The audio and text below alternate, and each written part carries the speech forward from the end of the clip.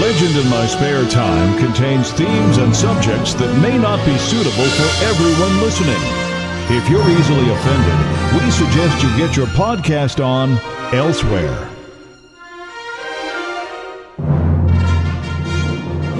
Legend in My Spare Time, motherfucker. Hey, this is Brett the Hitman Hart, and you're listening to the Spare Time Legends Podcast Network. Listen good.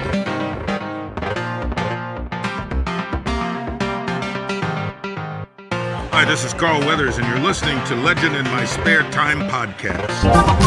Legend in My Spare Time. Legend in My Spare Time. Legend in My Spare Time. Legend in My Spare Time. Legend in...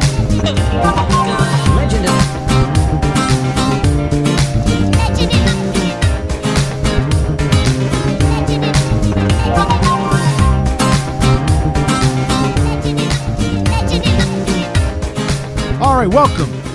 Welcome, ladies and gentlemen, boys and girls, children of all ages, to a brand new edition of your favorite podcaster's favorite podcast. This is Legend in My Spare Time. I almost died right off the intro. My name is Matt motherfucking Lees. I'm your host. Make sure you follow me on Twitter at Legend Podcast and use that hashtag LIMST. Now, if it's a brand new edition, you know what that means. I'm back with my boy, the one and only, the most exciting man in podcasting, ladies and gentlemen, Just motherfucking John. Hey, that is so true. It is true. It is And true. I give you the big bolsterous intro, and then you go, all right. Wow. I like to undersell myself, so people then are just pleasantly sort of, See, that's right. and you know, I wouldn't say surprised, like just, That's right. I like that. I use that at work when the bosses say to me, what kind of a day have we had today then? And I always say, medium. Always. And they go, what do you mean? I'm like, well, it hasn't been bad, it hasn't been good. And then they say, why don't you ever say anything more than medium? And I said pretty much what you said. I say, look, man, if I say today was an awesome day, and then it isn't, I'm gonna look like a dick. If I say it's a bad day and it's an awesome day, it's gonna look like I didn't know what I was talking about. So if I just say it's been a day, then I haven't fucking committed myself to anything. True. There you go. Fuck them. Ladies and gentlemen, we are honestly super glad to be back. Now, usually, when we go on a break like this and you haven't heard from us in a few weeks, it's possible that Just Jonny and I haven't seen each other, outside of work, because a lot of times we'll both be busy, ends up doing another thing. But in this situation, the last few weeks, we've had lots to do, but we've just been too busy to podcast because we've actually had events to do and shit. and I was ill as well. You was ill? I was bad. Yeah, actually, that's fair. There was a week scheduled where Just Jonny's there going, no, if you want a podcast, I can podcast. No, tonight. come on. It's My okay. throat was way more Yeah. sexy. Like, hey, baby. Hey, baby, if you want to record tonight, I'm good. Hey. And I said, you know what? I don't need another cold. Fuck you. You ain't coming in my house until you better. So there we are. But in that time, ladies and gentlemen, I did get better. you did get better. Congratulations. We're very happy to hear that. First things first, you always start podcasts with what you call housekeeping. So you may have noticed in your feed, wherever you're listening to this, that we have brand new artwork. Brand new cover work. We are so happy to finally unveil it. This is one of the things that have been going on the last couple of months. And, we hired this dude. We commissioned this artist, and we thought, oh, maybe he'll make something cool. But unbelievably good. Like, as much as we knew this gent was a talented artist, we had no idea it would come out this good. Is that fair to say? That's fair to say. It is done by the one and only Alejandro Rosado from Chicago, Illinois. Check him out on all of the online media at Alero Art. And we want to just say a big thank you to him. We cannot believe how cool this is. Folks, if you need artwork done, he works quick. He's a cool dude. He's friendly. And his prices are more than reasonable for what you get out of it. So check him out, Alero Art on Instagram and Twitter. Thank you so much. Check out the new artwork. It's cool enough that we're even discussing having merch maybe to sell posters of it because it's that cool. You know what I mean? So thank you very much to him. And that's a little bit of our housekeeping. Housekeeping. That's our house cat. Also, speaking of housekeeping, because we've been busy the last few months, we also want to announce to you folks that we have a brand new podcast that's going to launch very soon. Separate feed, so it's going to have its own feed, its own website, all that kind of deal. That podcast is called Supper on a chat. Supper and a chat. No, it's called, Dinner with Cunts. What? We'll get to those fuckers later. The brand new podcast is called MattLees Gets Creative. That's me. And what we're going to do is we've been discussing it, and we're going to take all the interviews that I get to do when I host the book fairs, when I host Comic-Cons, and I get to meet interesting people like artists, writers, musicians. Those kind of don't fit with the whole Legend in My Spare Time thing, because Legend in My Spare Time is about a guy who thinks he's a legend in his spare time, and his best buddy sitting around talking shit. Who actually is. That's right. So then when we put up a random episode, which may be a really cool interview with me and some author or me and somebody else, I'm starting to feel like it's muddying the waters, if that makes sense. That one you did with the lady that voiced Overwatch character. Right. That was a cool interview, but totally out of place on this thing. Yeah, not only that, like, because it's really taken off with kids and young people. Right, exactly. They might not want to accidentally skip to one of the next one. And that's my other thought was, if somebody goes to dig into this to hear me interview, Cara Theobald, and then they get our most recent episode, and it's me and you saying motherfuck this and fuck that, you're going to lose them right away if they're not into it. Weed, so go back to your podcast app, wherever you get us, wherever you listen to us, and throw in MattLees Gets Creative. That's the new podcast. I believe the feed is live right now. There is not an episode up there yet, but I actually have them in the bank. I'm cutting them together. I got some really cool things coming for you. The very first episode, I'm sitting down with a phenomenal author by the name of Jasper Ford. He has unbelievably interesting stories to tell. He's written many, many novels. One of his books has been turned into a movie by Sky. But for those of you who may not know who he is, this is how you get interested. I hosted an entire day of book fairs where I interviewed authors. And in those things, guests of the book fair came in to watch these panels. But when I interviewed Jasper Ford, the room was full with all the other authors, because they wanted to hear what this guy had to say. I'd like to be ego and say it was about me, but they didn't even know who I was. What's cool is, though, they wanted to hear this guy's story. They wanted to know his experiences, and we even found time to bitch about the new the trilogy, 1, 2, and 3 of Star Wars. So it was a great talk. That's going to be episode 1 of MattLees Gets Creative. Hit it up wherever you get your podcasts. On Twitter, it's ML Gets Creative.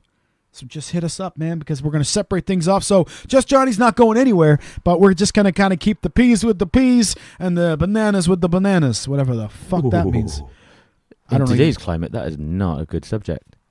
Why? Oh, it's like separatism, you mean? Like we should all mix together? I don't even want to get into it. Just check out my new podcast, MattLees Gets Creative, where I get to interview people. All right? And on that note, thanks to Colin R. Parsons for once again inviting me to the Rhonda Book Fair. We had another great year. Good times. I like good times. But it was the morning after our big event. The gig, that's right. So August 31st, a few Fridays ago, as you'll know, because we've been harassing you about it for months, we hosted our event called MattLees versus Cancer. And you guys may remember it from our most recent episode where we discussed how the fact that you were going to have to be my sound guy. Yeah, and color guy for lights. And that's right. So because I showed up to the venue to just see the place, assuming, because usually for my gigs, Just Jonny here helps me by being my roadie, helps me carry all the shit in, but then he just gets to sit down and chill because I do my own sound mix with my own PA on the stage. Well, the Pontypool Workingmen's Club is far too big for that. Far too professional, far too classy. The sound booth was actually in a separate room. So I had to show you how to do it. Hide me away in the corner. You didn't mind that, really, did you? I think you kind of liked it. You had your own little room. And yeah. Yes and no. It's nice to be, away from people so they don't have to be like, oh my God, how have you been? Oh my God, I know.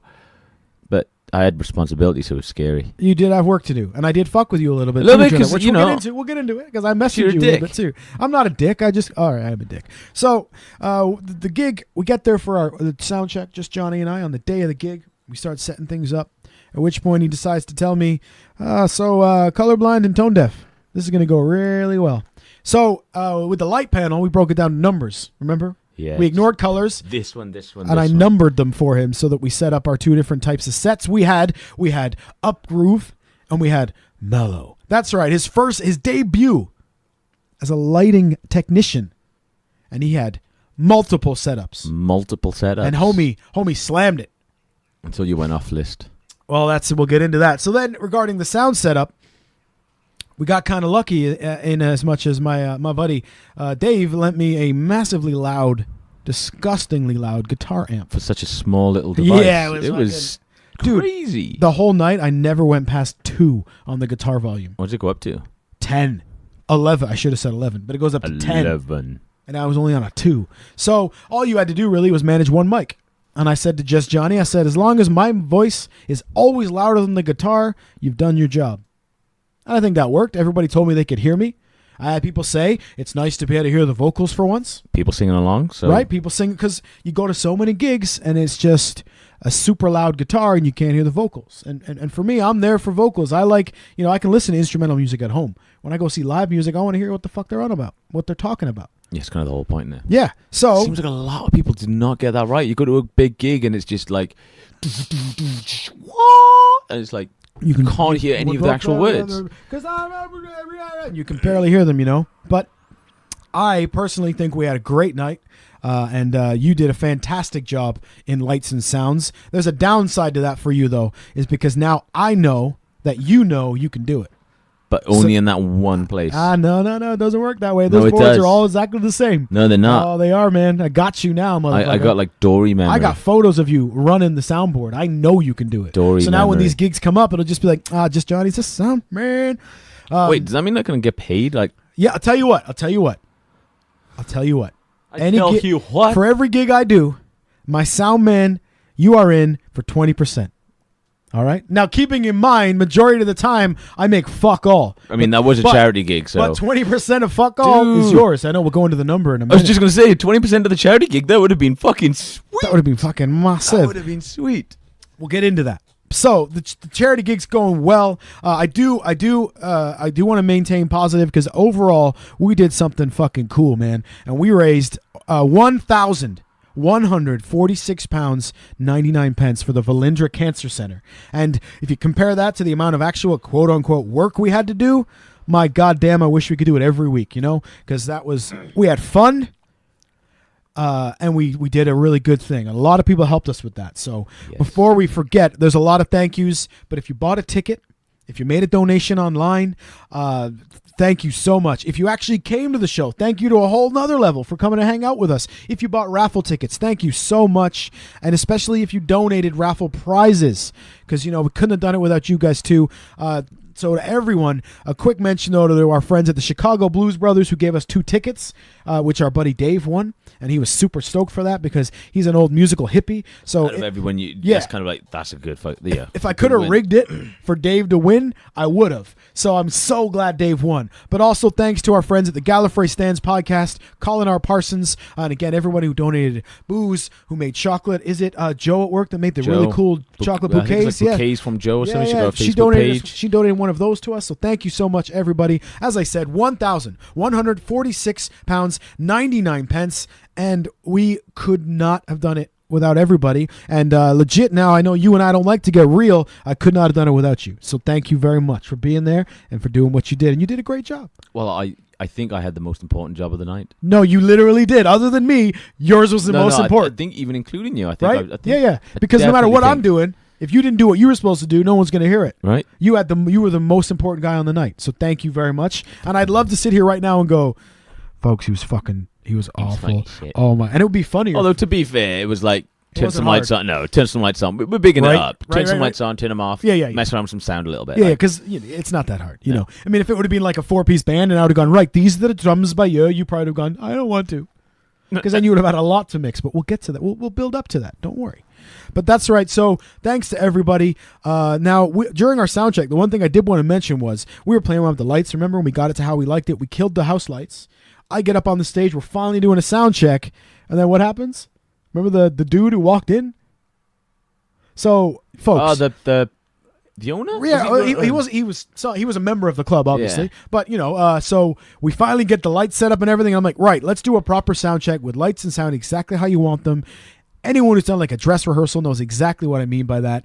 Let's do it exactly as if the crowd's there. So we kill everything. Just Johnny sits down. He's got his phone going so we can do like a preview sound check video. Yeah. So we can know what the fuck we're doing. I don't get but a few bars into a song, and all of a sudden the house lights come on. And now this place is full of light, and you hear, oh, you can see what you're doing now. I don't think, And then he came and sat right beside you, and again, lovely dude. Like, he wasn't harassing anybody. He was really friendly. But he sat with you, and he's like, oh, so as I'm trying to sound check, and he's just talking. I'm now hearing, so what does he do then?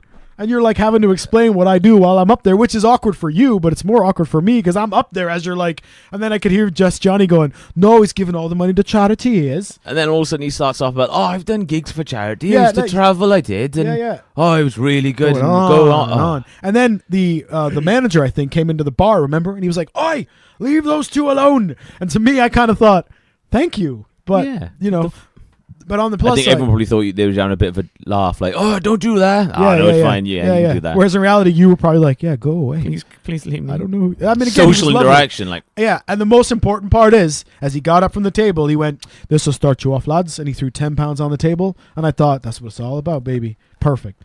Yep. Imagine if everybody who talked to us had to give us 10 pounds after. Fuck, how we minted. I'd be a little bit easier to get along with. I'd be though. nicer. Yeah. Now, so that's all the positives. There is something I want to say to some people though that may be listening.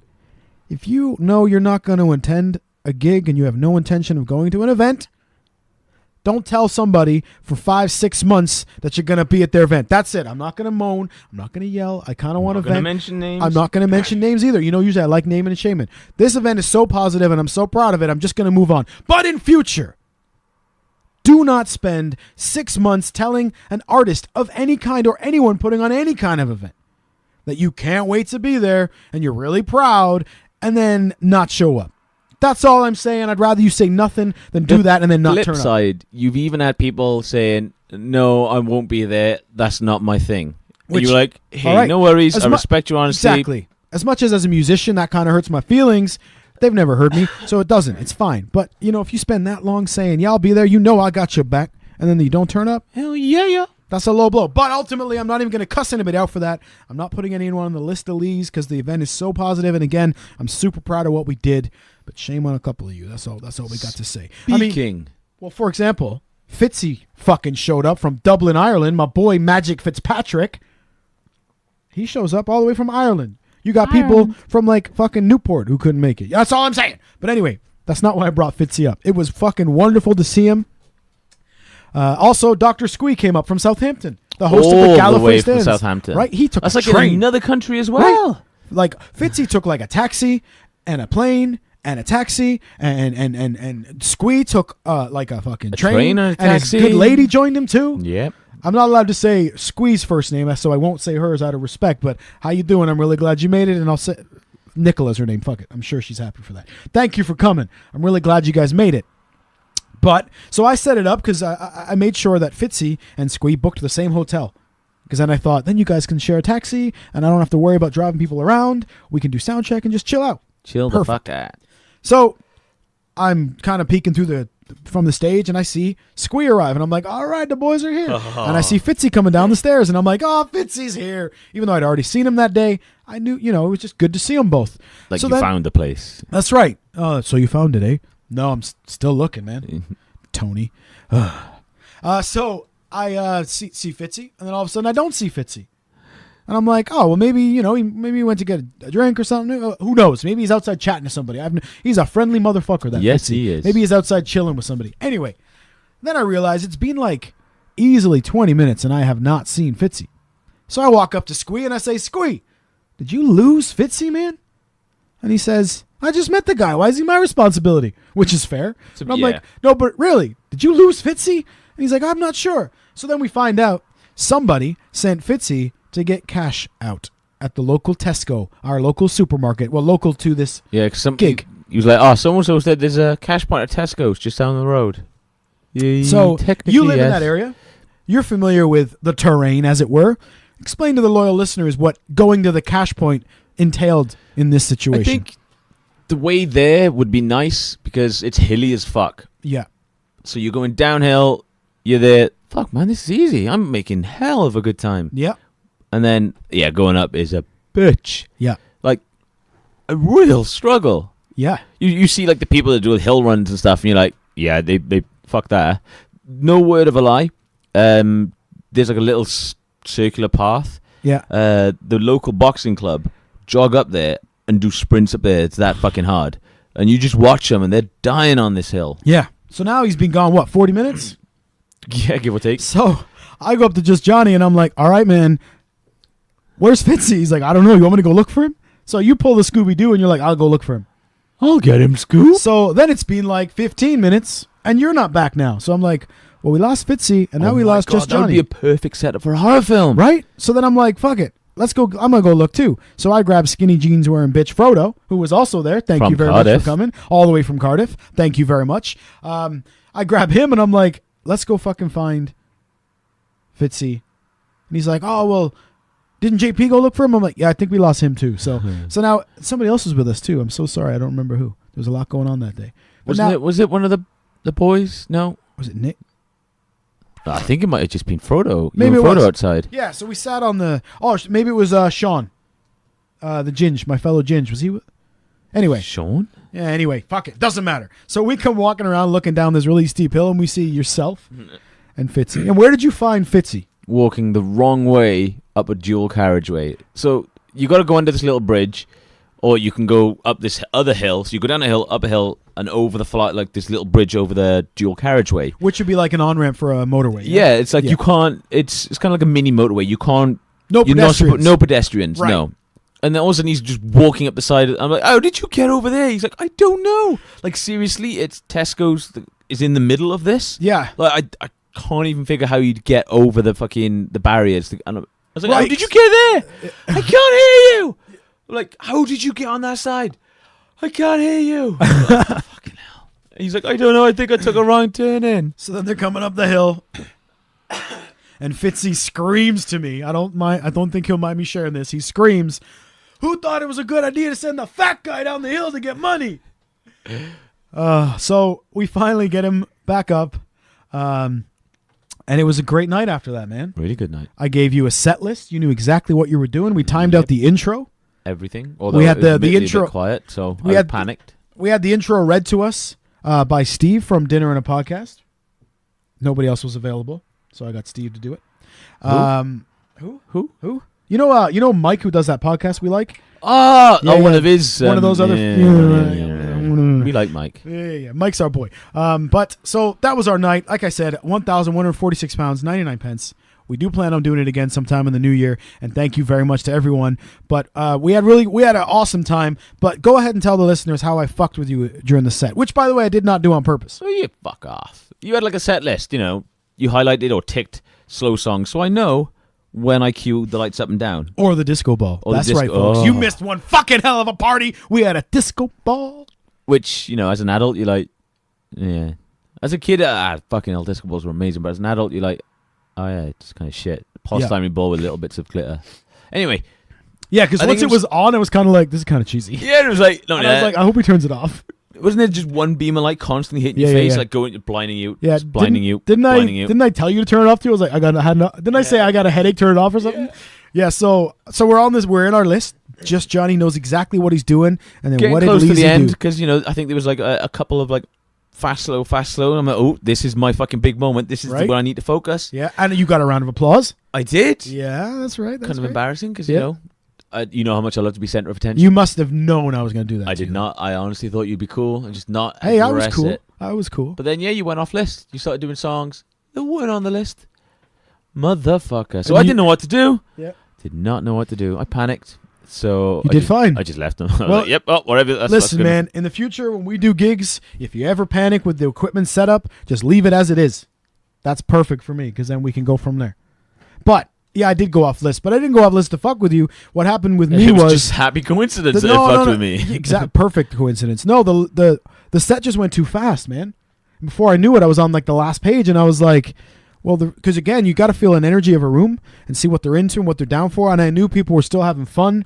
Nobody had started to leave yet, and I was like, I can't finish now. But the guy, one of the owners, or the guy that was there earlier on, he comes up and he said, we close at 11. I think it was like, you must have been on for about 2 hours, 10 past 10 or something now. And I was like, we close soon. We hadn't even done the raffle at that point, did we? No, we hadn't. And that's, I didn't know they close at 11. But you've seen me play many gigs, and it always seems, what happens with me is, once I get into that groove and I get that energy for it. I just got to keep riding it out because once it's over, it's harder to get it back. Because the worst part about the gigs you used to come to me with was I would do 45 minutes, stop for like 20 minutes, and then start again. And that energy was a killer for the energy. Because they requested that, didn't they? That was yeah. really They always weird. wanted you to stop. They always said, do a break. Yeah. Do two 45-minute sets. Yeah. Like, but why? For a sport or something, I totally think you need that rest. Maybe some artists do. I don't. Yeah, but I find it worse. You're not running around a fucking football field. Because you get your hands warmed up, you get your vocals warmed up, you get comfortable with the room, and then it's cold again. You got to start over again. It'd be different if you probably could do 90 minutes if it was Arsenal or something shit. But Right, you yeah, can't. right. Like Yeah, normal, exactly. normal. Yeah, you can't. No. So that was my thing. It takes you to 10 minutes to get the vibe going, and then you bring it down. So I generally just keep playing.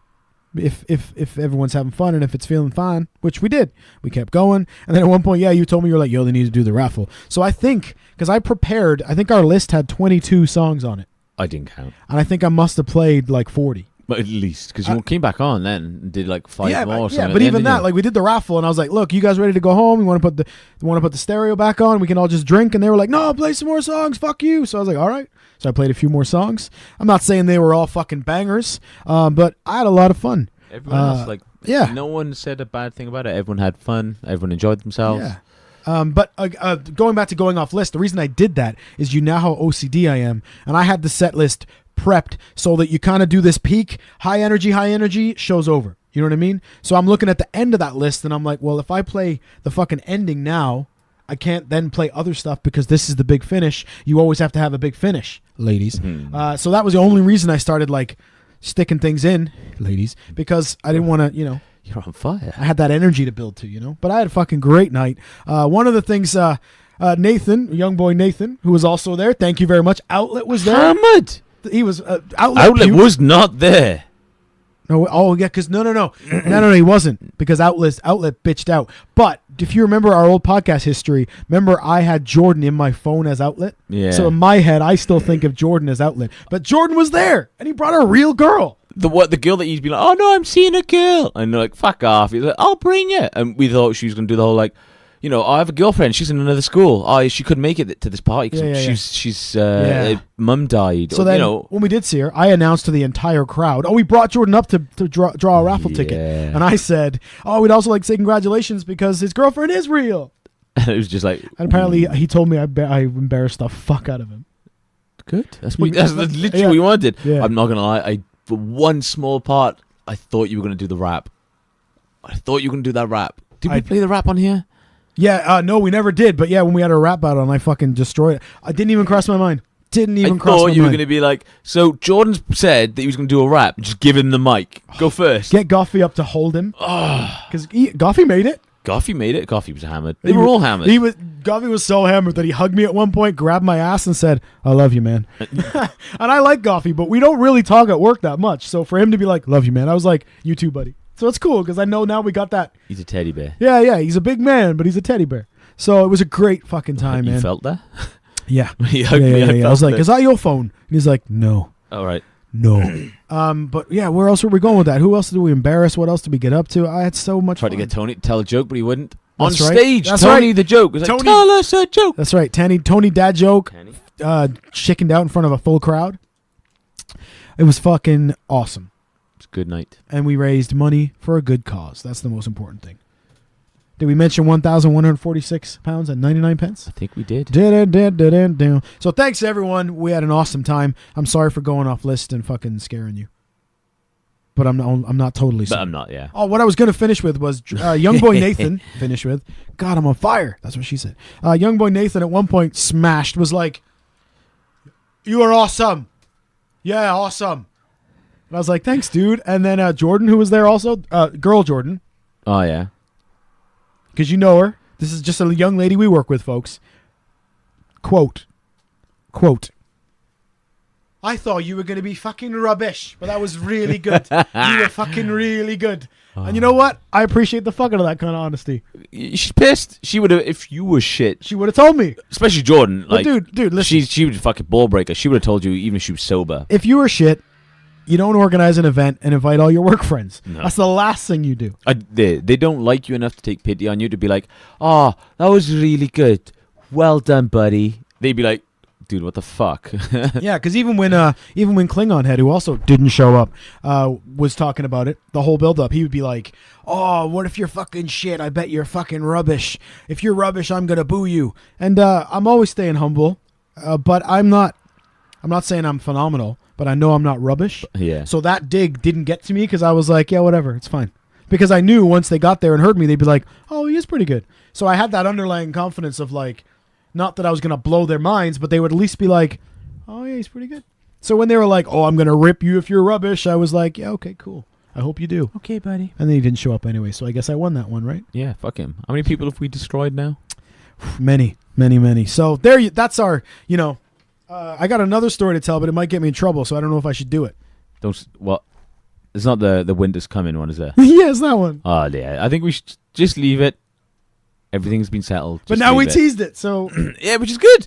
You got to leave them one and more. that's right. Maybe one day, folks, we'll tell you the winter is coming soon. Yeah, because I mean, if we do it in a couple of weeks or something, He might have calmed down by then. yeah, We'll come back to and it. people would have forgotten, and it would have been That's like, right. it's kind of like, oh yeah, don't need to worry about that now. Good. Perfect. We'll leave that as a teaser. And I'll even call the episode Winter is Coming just to Winter is annoy coming. people. But yeah, that we won't tell that story because it almost got me in all that trouble. I guess. All right. So what else have I written? I even wrote a list for us this week, dude. So fresh off of that gig, Frig. Rachel and I went to France, and which was lovely. To live the fucking, I'm a rock star now. Let's go travel in the world. That's right. So a few days before, I got a message we stayed with Rachel's aunt and uncle in their beautiful home. And I got a message off Uncle Denny. I'm allowed to call him that now. Oh my He god, said, his name is Denny. Nice. He said, Does he own a restaurant? no, but I love me some Denny's. Love me some So he sends me a message and he says, hey, what kind of guitar do you use? Which is a kind of vague question as a musician because it's like, well, for what? Like, what? So anyway, we're chatting about guitars. I'm like, ideally this kind of a guitar or whatever. And he says, what would you use if you were going to play for people? And I was like, oh, again, it's vague. It's what kind of people? What kind of crowd? What? I was like, an acoustic guitar that's electric so that I can plug it in would be ideal, maybe with a capo, which is something that allows you to play in different tunings, different keys. And he sends back and he's like, cool, I was just curious, just in case we find a pub that has an open mic or something. Uh-huh. Oh, I thought, cool, that sounds like fun. He said, I have a friend who has guitars just in case we find one. I was like, cool. 10 minutes later, he messages me again. He's from, he says, all sorted, mate. I got the guitar and you're playing a gig on Wednesday. This was within like 10 minutes and I'm like, what's this now? Should have sent back. Okay, this is my normal rate. Right? You're in for 20%. So yeah, we went to Champs Secret. I probably said that wrong. And I played at a bar called this is a bit funny because half of it's in Le Secret Night. Le Secret Night. That's right. Yes. Yes. But ironically enough, you know that Mike's podcast? Who? Mike, Mike. We like Mike. Mike, Oh, sorry, Mike and yeah. those other guys. Mike, yeah, you did the wrong one. Mike and those other guys, dinner and whatever. There's the French one on there, isn't there? The Arsenal fan, I don't know. Like Sally? unless they're Sally? really good, like Mike. I just. It's hard to remember. Yeah, Sally? I don't- Is his name Sally? Anyway, he sends me a message. And he says, oh, what brings you to such a... Well, it's funny because on Instagram, we were being friendly. He's like, oh, what brings you to France? And I know that he has family there. He's from there, so I knew he'd be interested. We have a friendly little chat. Yet on Facebook, we're like chirping each other. Me and this Sally bitch. So anyway, turned out, ironically, I was within a few hundred kilometers of Sally's parents. Small world, you know what I mean? I mean, like, that. I just mentioned it for that, That's cool. He's like, oh, they're only a little while away from you. That's strange, isn't it? And at the same time, Mike was also in Europe. No way. Yeah, because he was traveling. I haven't listened to Dinner and whatever in a few weeks because, if Mike's not there, I'm out right away. Yeah, it's kind of you ever flip through it. No, Yeah, no, Mike. No, I'm done. Mike. I'm out. Just got this gravitas about him, haven't he? That just I know. sucks you in. I know. Just something about him, man. So there we have it. But so we're in France and beautiful little venue. You kind of walk in. It's a nice small pub. The owners live above it in a flat, so you can already see the kind of vibe it has. Behind the stage, there's a nice big bookcase. But as we walk in, I see tons of gear, like drums, guitars, basses, and I'm like, oh shit, it's an open jam. Which is different to an open mic night. Open mic night is like, who's next on the list? Take your 15 minutes. A jam night is like multiple instruments and people get to jam. Kind of like you'll play, I'll go up and do the drums. Yeah, exactly. So we meet the dude running it right away. We start drinking. I'm sorry. Yep. What? I I had some beers. You don't drink beer. I had 3 of the big flagon beers. Oh, they come in pints now. Yeah. What's that? They come in pints. They come in pints. I'm getting one. So wait, was it pints or was it double pints? Like the Stein, it was like the Stein. big 2 pint. Yeah, it was like a 2 Stein. pint glasses. Yeah, I'm sure it was a Stein, motherfucker. Damn, son. So you're drinking as you do, and you hit that point of like, all right, that's enough now. I know where my line is. Now it's time to switch to the water or the Coke Zero or Coke Light, as they say in France. You know what I mean? So Le Royale with cheese. So I get up to play my set. Turns out there's lots of English speakers there. So I'm like, oh, this is going to be fun. And I just played a gig like a week and a half before. So I'm like, this is going to be a lot of fun. I'm up for this. Yeah, I had a cool set. At one point, I played a Dr. Dre song. And I introduced it by saying, this is Dr. Dre, but we're going to be all right. Everybody hold on. Very cool crowd. I come off after my first set because they asked me to go back and do another one. After my first set, I go to the bar to order drinks for myself and Rachel, and the owner says, "Oh, très bien, très bien." I was like, "Thank you." And she said, "Which drink is yours?" And I said, "This one." And she said, poured a bigger one and said, "On me." So when you get to that moment, you can't be like, "No, because that's being rude. You got to represent, right?" So I took the drink and played my second set. And I got to play with a gentleman that came up and played harmonica, which was pretty rad. Well, with with me, we did like a medley. You know the medley I do where I talk about if you want to impress your girlfriend or your wife or whatever, and I go through all the love songs. Yeah. I did that one, but he's playing along with me on harmonica, which was cool as fuck. The only downside was, you know how sometimes Just John, I may not know all the words to a song. And I might just fake them. So we're doing Joker, Steve Miller Band.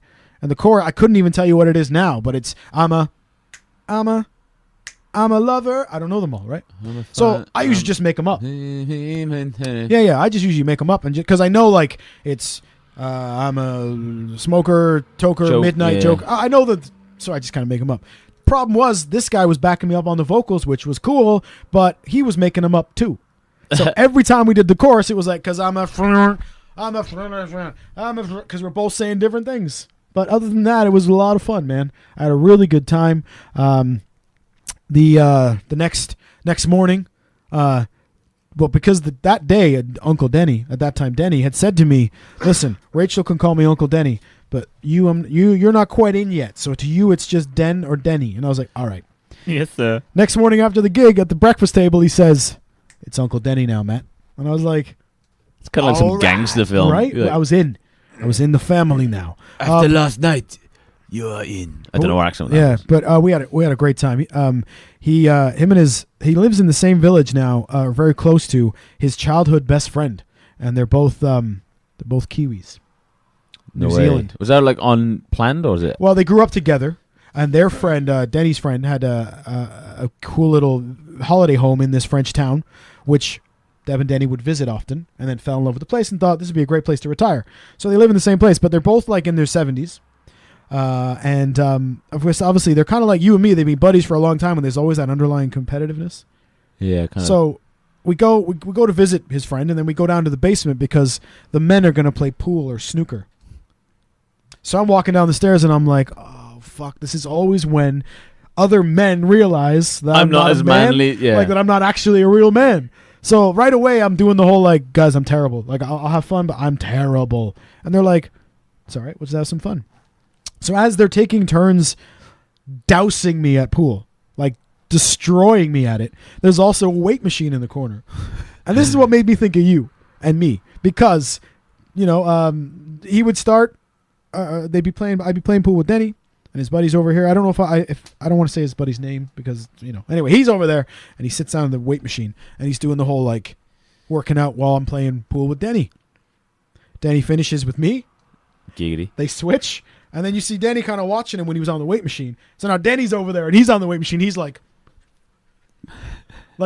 anything you can do, I can do better. They must have done it like 3 times. They would switch up what they were doing, and then the first guy would go, and then he'd run over there. And I just pictured me and you doing that, being like, what's John doing over there? No, up the weight, man. Oh, yeah. He's lifting weights, is he? Go All up, right. go, yeah. But you wouldn't talk about it, but once you walked away, I'd probably just go over and be like, and do the same thing that you had done. They were awesome. So really cool dudes. You can tell they'd been friends a long time.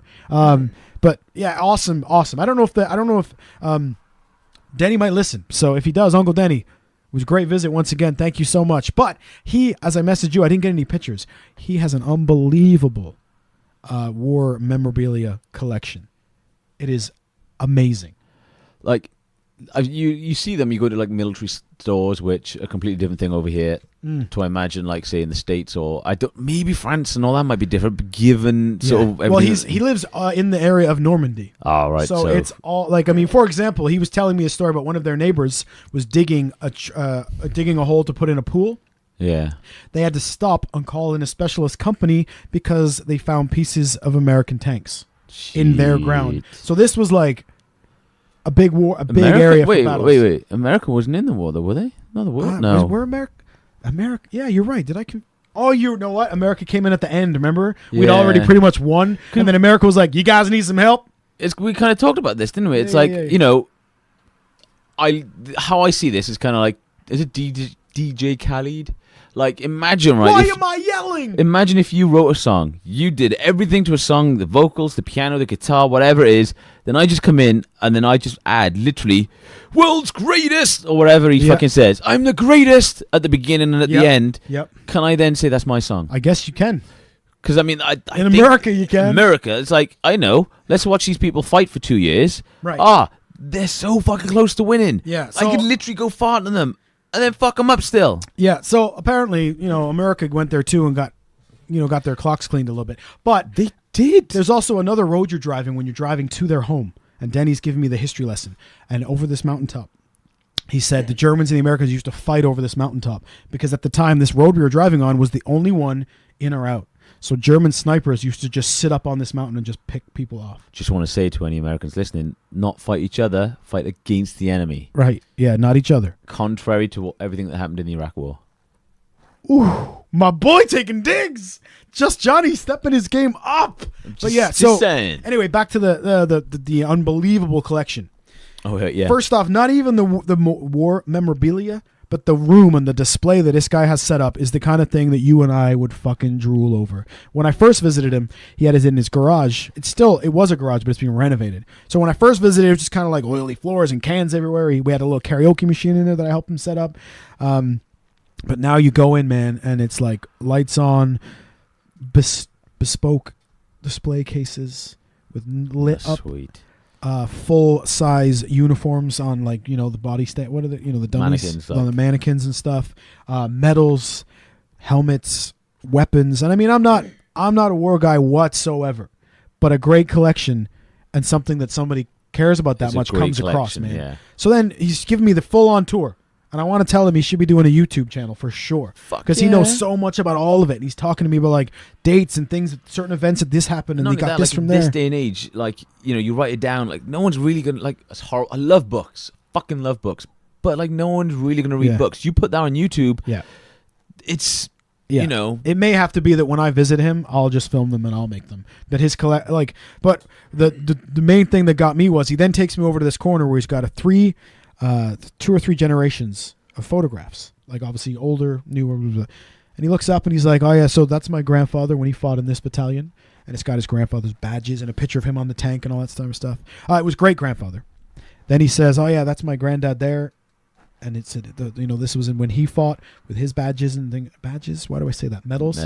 And then he's like, "Oh, and that's my dad as well." So he has 3 generations of his own family right there in front of him. So it's not just like a collection of stuff. It's like his own family. It's almost like a time capsule. Yeah, his it's family. Unbelievable. The room is gorgeous. He made me put on a fucking Nazi helmet. And then for a split second, I didn't, because modern day snowflakes, I was like, I should take a picture and send this to Just Jonny. You should have. Because I have this should have. No, because you're bud, I'm going out to meet Danny's friends. You're already thinking of ways you could have got me with that. I know it. So that's why I'm glad I didn't. It's kind of like that story I tell about how once I was an extra on a movie set and I played a KKK member and I was in the full-on robes. Thank fuck that didn't happen in modern era, because I would have been taking pictures of that. It would have been on Instagram, and then somebody would have killed me. And then, you would have been famous, and then 30 years later, someone would be like, "Hey man, do you remember when you posted this photo?" And it's like, no, it was for a film. Then no one can remember the film. Right. So anyway, yeah, Uncle Denny. Unbelievable collection. Thank you so much for showing it to me. I was already out of the room when you asked for pictures, and I didn't want to be like, even though I'm sure he would have been proud to, I didn't want to be like, oh, can I go back in and take some photos? Because That's fucking sweet. next time I'm with him, I'm definitely going to try to get him to talk me through it on camera and see if I can't get something on YouTube about it. Because, I mean, I was interested, and I'm not into that. I'm not into the war stuff, but there are so many war Passion, buffs. innit? Passion comes Yeah, through. yeah, it's unbelievable. What a great collection and a great little room. So it really gave me inspiration for my, because I want the Man cave. yeah, I want the man cave, but I want my man cave to look like a toy store. So I want like a fake cash register. I want like toys on the shelves, that kind of deal. Buy that with like plastic money in there. Right? Ding, ding. I want a rack in the middle with comic books in it. You know what I mean? That's what I want. Like the boxes that you get in comic book stores, like Yeah, the wooden yeah, boxes yeah, that yeah. fit it perfectly. Yeah. Like glass cabinets, like almost one of Yeah. them displays. Like you get the racks, so you can like hook everything up. Yeah, I need a big room, obviously, for that, a bigger house than this, but that's just my kind of pipe dream. But what's cool about it is Denny was actually, I was talking to him about that, and he said, you know what, it'll all come, man. He's like, I've wanted this for years, and I finally was able to earn it. So if you want it, it'll come. And that kind of made me feel like, you're That's right. the thing. I You're can right, imagine he man. probably started small, or maybe everything was Exactly. in the box. Well, he's so- been collecting, longer than we've been alive. He just happens to be at that age now where it's all before him. So I'm looking at it going, I wish my collection looked like this. And he was like, one day it will, man. So awesome. I had written down on our little list here of also things to talk about. By the way, thank you, France. Unbelievable time. I'm now a huge legend in France, just so everyone's aware. And I'm not even known. Those surrender monkeys loved me. So that, yeah, for any like Americans or French people that take offense, it's kind of us taking a dig at. Yeah, we're not shooting at all of you. We're shooting at some of you. Yeah. So- So friendly fire. Apologies for that, but like, yeah, this is kind of a dig at a few specific people, but Yeah, we kind of yeah. have to broad because they took digs. Like, apparently, yeah, yeah. allegedly, they said if it wasn't for us, y'all be speaking German. Yeah, so we'll just flat out tell you now, Dinner and a Podcast, we're in a beef with those guys. It's a podcast hosted by Mike and some other chumps. We're kind of having a pod beef because we didn't ever actually tell the story of what we did to them, did we? I don't think we did. I think it was all them. Let's start at the beginning. Dinner and a Podcast has a sponsor, Dizio Bakes, which is a cookie, a lady that makes her own cookies, cupcakes, confectionaries. And I always saw that she made custom orders. I can't believe we haven't told this story yet. I'm so excited.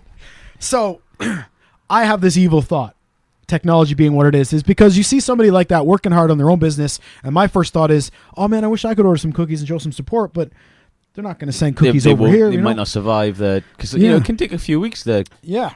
So then the mind started running, and I thought, maybe she'll let us take a dig at them. Through her. So I had to get the balls to send her a personal message and say, hey, I listened to Dinner and Mike and the boys. I was wondering if I could place an order with you and have you send them to the boys. And she's like, yeah, I'll be up for that.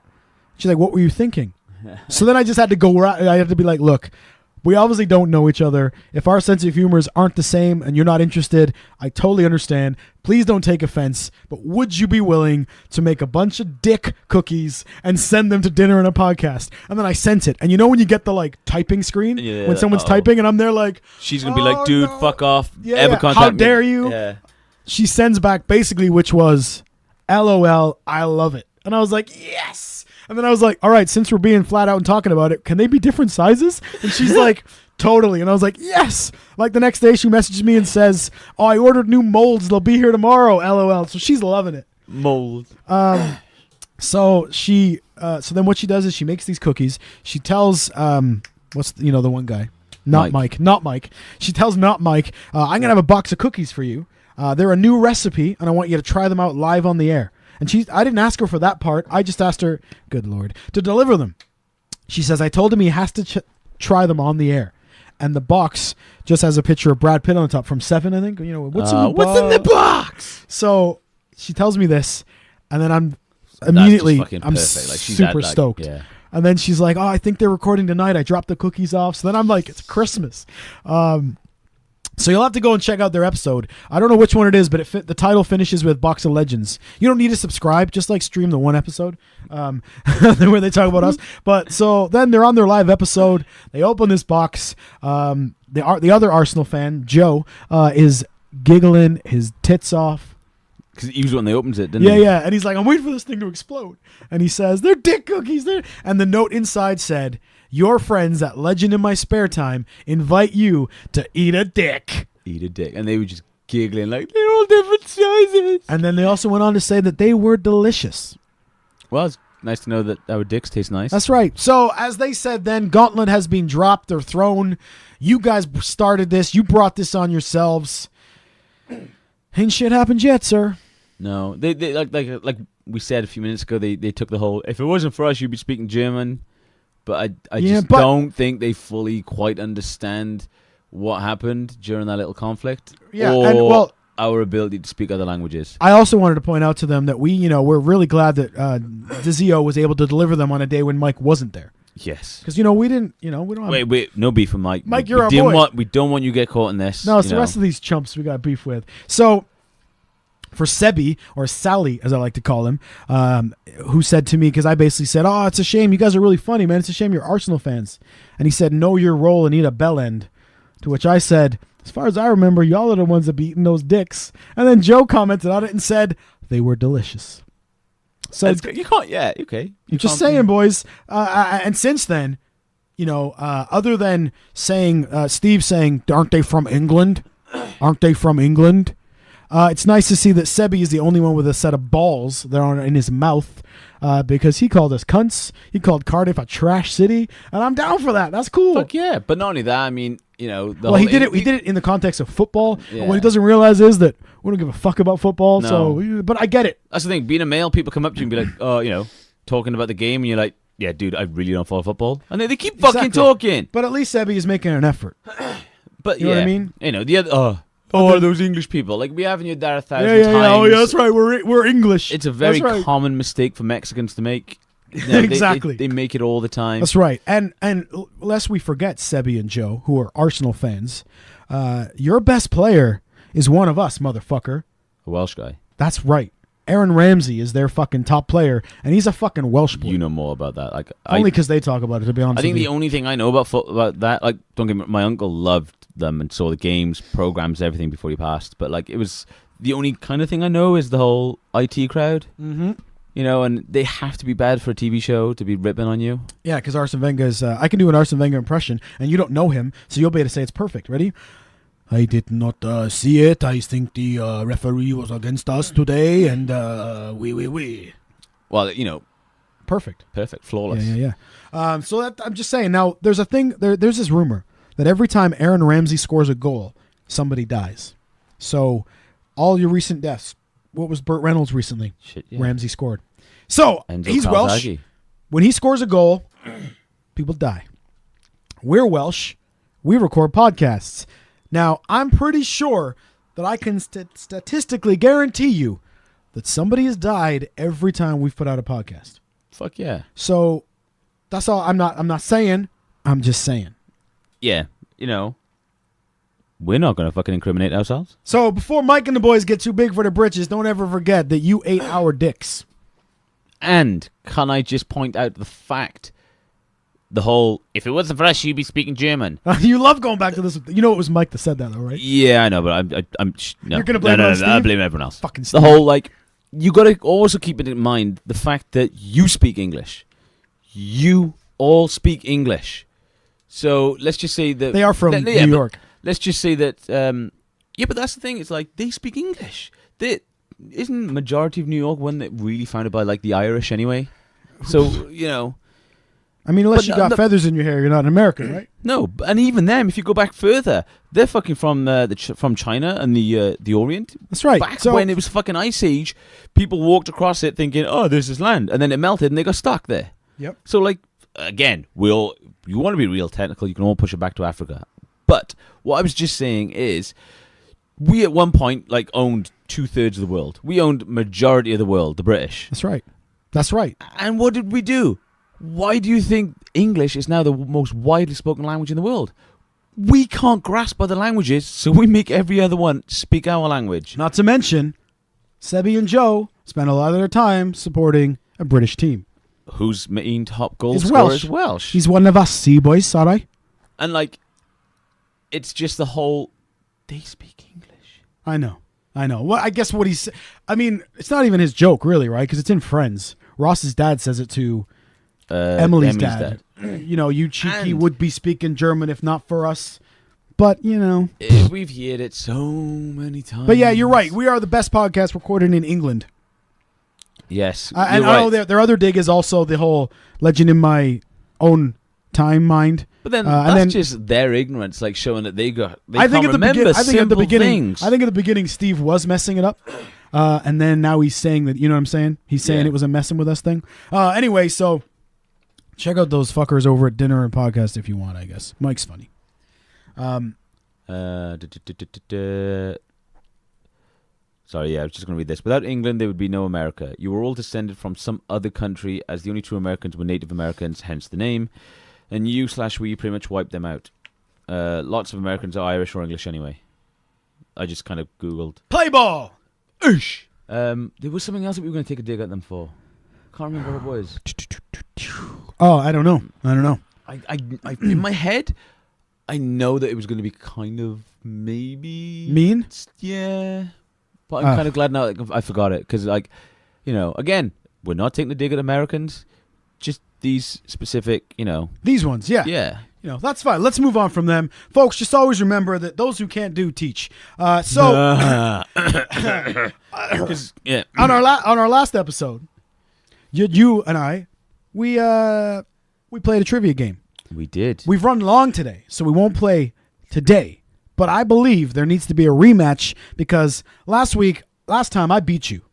No. Yeah, I won. No, if you're gonna write on a piece of paper win or loss, I won. I won. No, we restarted and I won.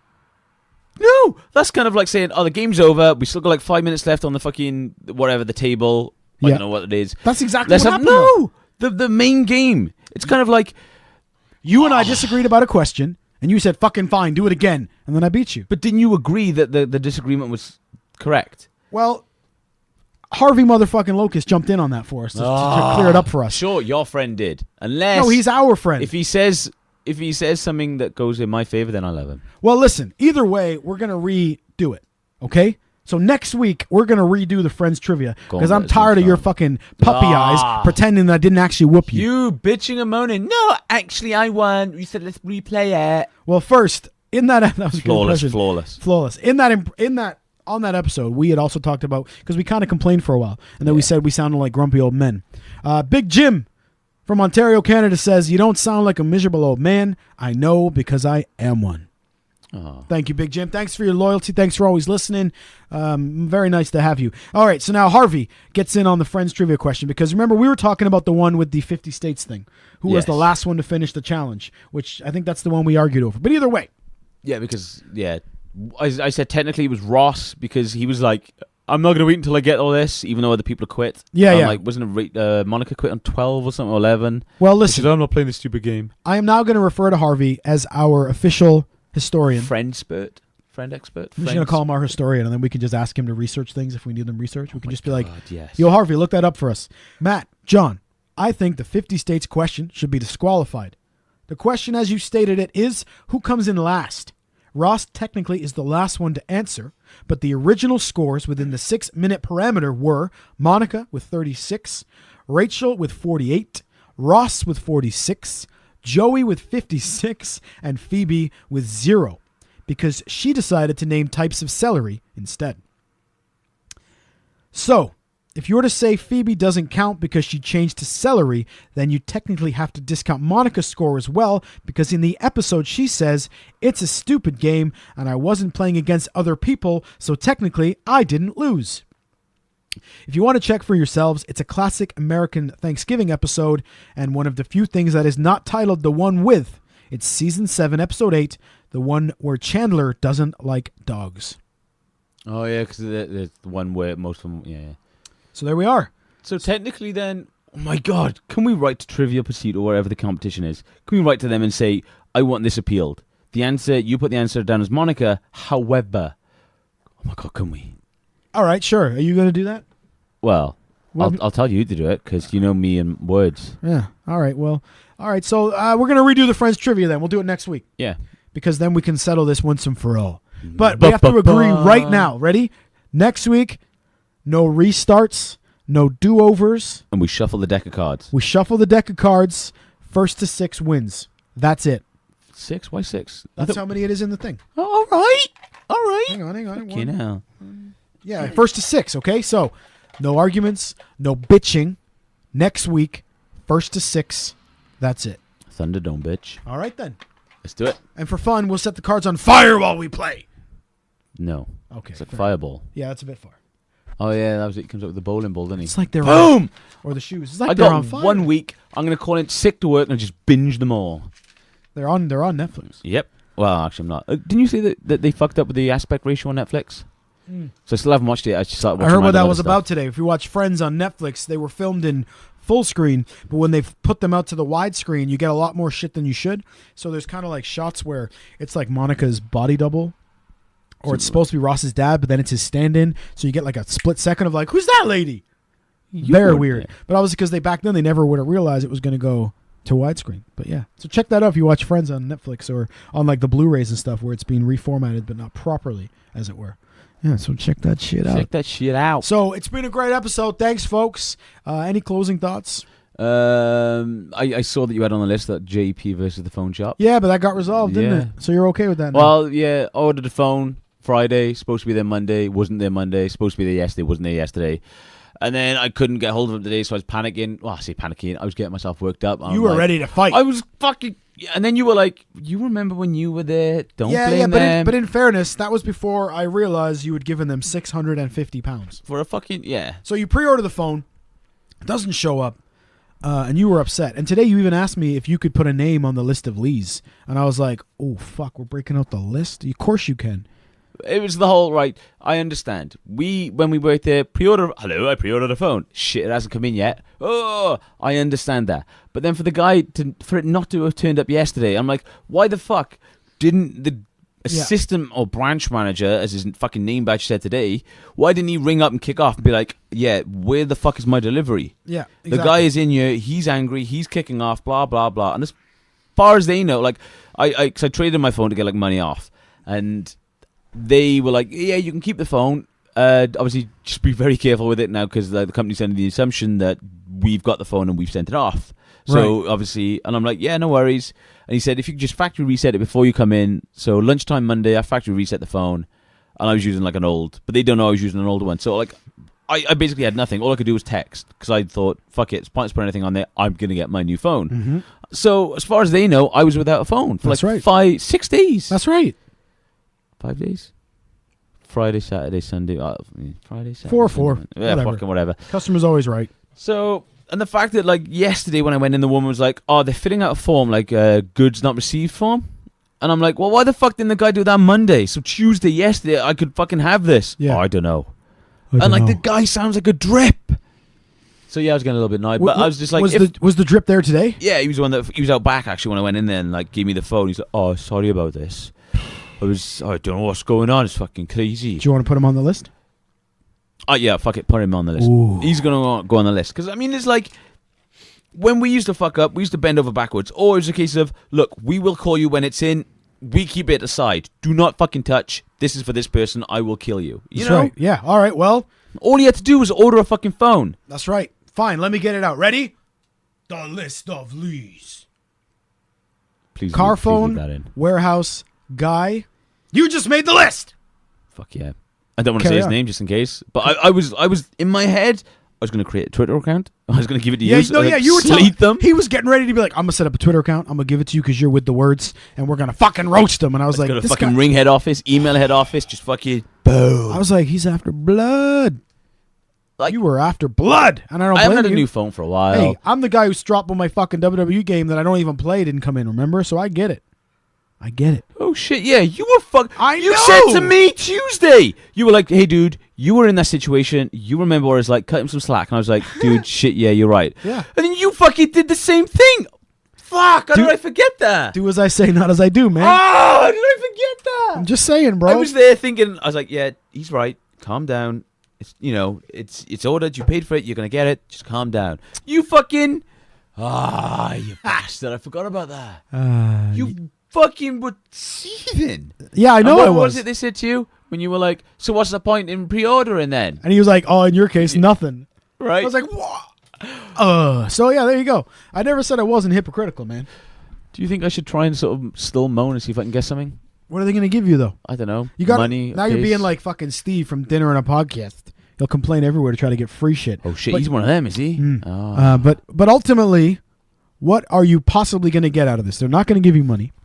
I mean, so what do they have to offer? What are they going to give you? A case? I've already got a case and screen What are they protector. gonna give I've you? had the case, the screen protector, and a fast fucking wireless adapter charger thingy since Monday. Well, Waiting for the phone that I haven't had. I mean, I love causing shit on Twitter, so if you still want to cause some trouble, we can do it. But No, I don't know guess what we're going to it's get out of it. We're not going to get anything out of it. I mean, if it's like a coffee shop or something, you'll get like a free coffee or a free bagel out of it. But what are they going to give us? You know the dudes in the shop can't do fuck all. Or won't. Or won't. So... Oh, there's nothing we can do. Actually, we used to work in a phone shop. I think there is something you can do. It's just you really don't want to do because you're going to get in the shit. And then you're going to have to explain to your boss why this is happening because you fucked up. I fucking hate working. I hate working in the phone shop. Do you remember, let's finish with a positive story, though. Do you remember the lady who came in from Carphone and said, the guy over there told me you would do it for me? Yeah, and you were And like... we happened to fucking know the guy, and I was like, all right, come on, You then. took it over. Oh, yes! So this lady comes into our shop, and I think it was like, he says you can give me a refund or whatever. It doesn't matter. Whatever it was. I was sending something off for repair, right? And she said, but the guy in Carphone said that you could do it. And I was like, did he? Because I think this was before you realized it. You were like, I don't think so. Come on. Yeah. Which one served you? Yeah, exactly. Pointed at... Because we got along, because we worked in phone shops right across the road from each other. So, of course, as employees, you're going to get along and you're going to hook each other up. Yeah, because they never sold the network specifically that we worked for. Right, so it wasn't competition. No. Right, so we could hang, Anyway, so she says, the guy over there told me you would do it. And I was like, oh, did he? All right, let's go find out from him then. And I remember you watching me as I'm like shit-eating grin walking this lady out of the shop, right into the car phone shop. And I said, all right, cool. Which one said it? And she's like, it was that one. And I was like, oh, Sam. No problem. Sam, buddy, can I talk to you? He's like, yeah, how's it going, man? I was like, no, oh, great. How are you? He's like, good to see you. So we made a point of like being buddy. To which I then said, maybe just a bit of confusion. This lady seems to think that maybe you told her that I could send that phone away for repair. But that's totally not something I can do. And he said, oh, no, I know you can't do that. That's not what I told you. And he looks at the lady and says, that's not what I told you. And you can tell now this bitch is like, fuck. Uh-oh. So then I was like, oh, okay, cool. Maybe it's just a misunderstanding. No problem. And she's like, oh, sorry. And I was like, yeah, no worries. As I walk out, shoot Sammy Boy a wink. And then I remember you told me you've never seen me look more proud of myself when I walked back in. Big erection, big grin. Fuck yeah. Well, there you go. Because, when you get to one up a fucking snooty, yeah, in a polite way as well. Yeah. Oh, that's the fucking. That was like my a favorite. Rug. My second favorite one was the woman who came in 15 minutes before closing during late night hours. Came in and said, what time do you close? And I said 7. And it was like 6:45. And she said, I'm looking for an upgrade. I was like, no problem. But just so you know, 5 to 7, everything shuts down. So I got to do it before 5 to 7. Is that strictly true? That could be alleged either way. However, when it comes time that I've already been here and now it's 7 o'clock at night and nobody comes in during these things, I want to go home, man. So I say, listen, 5 to 7.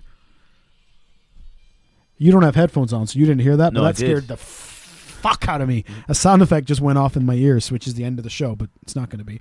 I'm going to leave it in, though, because maybe it'll scare the listeners, too, because that fucked me up. Anyway, it's like 10 to 7 now. She walks back out of the store, and she's like, I'm going to go look at Carphone, too. And I was like, hey, just remember, 5 minutes. I'm happy to help you. 5 minutes. Yeah.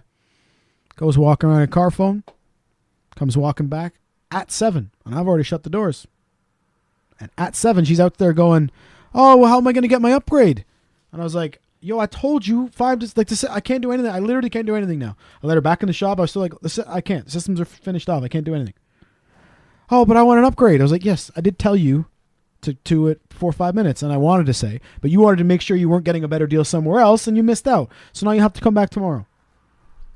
So that's fun. I like that shit. Fuck people. Yeah, when you get to work in retail and get a dig in on somebody, it's fucking beautiful. However, I genuinely think everyone at one point in their life should work retail, whether it's just like a weekend job, because it's kind of like in certain countries where everyone does like national service, it's kind of like everyone has a little bit more respect for each other. Yeah. You need to learn to eat shit. Yeah, like if everyone's eating shit and and you're on the other end and you're like, are you? Wait. I remember when I was in that situation. Like the talk I gave you, young man. Yeah. Even though that was a little bit double standard. Oh, Was I okay. saying No, that? it's not a little bit. It's totally. But that's how I roll. But So I think it would be better for everyone. Like if everyone worked in a restaurant for like couple of months. Everyone worked in like a phone store. Everyone worked in like I'm with you. a supermarket. Yeah. Everyone would understand the job. So everyone it'd be a bit like, oh no worries. I remember when I was there. That's right.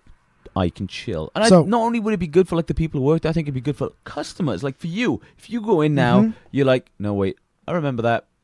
I feel for you. I'm going to be more reserved. Yeah, exactly. So much love to all of our listeners and friends that have to work retail and deal with the public. I got a lot of respect for you. We feel your pain. Just keep doing what you do, man. Keep it up, But other than that, final thoughts is we're glad to be back. Thank you for listening. Make sure you go ahead and search out MattLees Gets Creative. That's where all the interviews are going to go from now on. I got quite a few coming up as well. Just in this week alone, I've interviewed a fully touring guitar player. I'm talking to a fully fledged author, a published author who isn't our friend Colin. And I've talked to one of the fucking Cardiff Devils hockey players. Those will all be going on the Get Creative. And I don't know whether hockey player is really going to fit in within Get Creative, but that's where they're going. Well, it's I guess it is creative when you're on the... So anyway, MattLees Gets Creative, wherever you get your podcast. Take a look right now. Keep an eye out for it. That'll be launching soon. Thanks for everybody who helped us with MattLees versus Cancer. 1,146 pounds, 99 pence. And check out our artwork by the amazing @Alero Art. Thank you so much. because he did say he thinks that this was the best art that he's Ever. ever He said, done. Yeah, he said he did one for some fuckers in New York and that ours was way better. Yeah. Because theirs he just kind of did on the side, but ours he really enjoyed doing, he said. Yeah. That's just what he told me. Yeah, that's dead. Yeah. Other than that, that's it, folks. Oh, by the way, we are now a podcast that only features original royalty-free music because 3 weeks in a row I got a cease and desist order. No way. Yeah. Fuck off. Yeah. Straight up. Cease and desist. Like, cause didn't you say like that's how you know you make it big? Like if Disney fucking just was like, Yeah. hey guys, Yeah, but 3 weeks in a row we got cease and desists.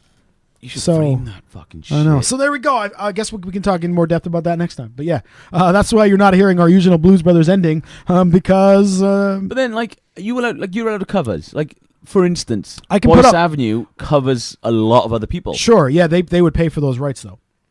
Okay, never mind. So but like you said, like isn't it the same three chords? So couldn't you technically just I mean, bluesy the same three chords? I could put it up me playing it, and that'd be different. But because it's it's kind of like those Shazam things where the software just recognizes the same pattern, Yeah. and then they know it's theirs. So we don't have to talk about next week. There's nothing to really talk about. I got 3 in a row of cease and desist for our music on the podcast. First one was when I interviewed P. Chan. So from now on, it's only MattLees original music. If you hear it on this podcast, it's original, owned by me. So you can listen to some more MattLees band. And we used If I Die Before I Wake. We got one right away for that. I know the name. And then At least in Heaven I Can Skate. Heaven is a half pipe. OPM. OPM, that was it, yeah. So there you go. So that's why we're not using music we don't own Oh anymore. my god, I really fucking hope now we get flagged for that. Right? Just because we sang it? Yeah. Fuck. Anyway, listen. It's been real. Follow us on Twitter @Legend Podcast. Hit us with the hashtag LIMST. Hit us on Instagram @SpareTimeLegend. Outside of that, I've been Just Jonny. Ooh, you're rusty. I did. You missed your ending. I did. All right, I so was just thinking now. In my head, I was like, I'm what supposed the to say fuck is something he? now. I was like, what the fuck? I was trying to figure out. I was like, what you getting at? And I was like, uh-oh, I missed my mark. all right, so I've been Just Jonny. And he's been MattLees. Please get the fuck off of my podcast, and don't forget, those who can't do, teach. Bye bye.